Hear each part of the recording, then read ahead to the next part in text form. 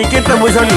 भांग धतुरवा चाहे खाले रहबो राके दुखवा बुझे महादेव अपना गबुरा के तो दुखवा बुझे महादेव अपना गबुरा के।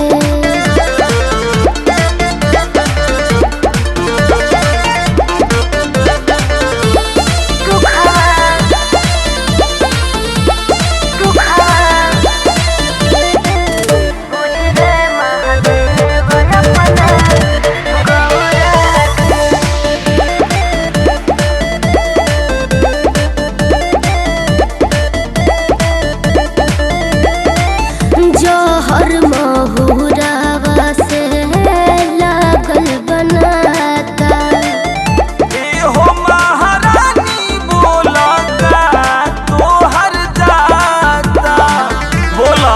अरे कैसे बोली जहर महुरावा से लागल बनाता हो महारानी बोला तो हर जाता। लाटा भइल बहजाता जैसे खबुरा के ये तो फैशन है। लाटा भइल बहजाता जैसे खबुरा के तो दुखवा बुझे महादेव अपना गहुरा के तो दुखवा बुझे महादेव अपना गहुरा के।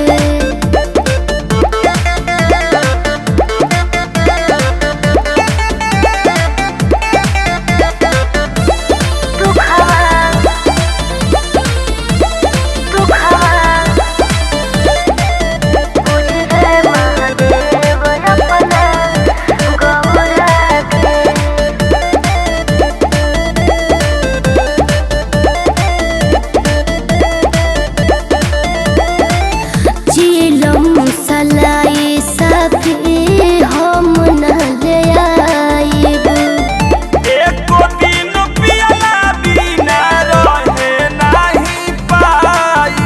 हर लिया दना कहीं से हम ना ले आइब चीलम सलाई सभी हम न ले आइब एको दिन पियला बिना रहे नहीं पाई।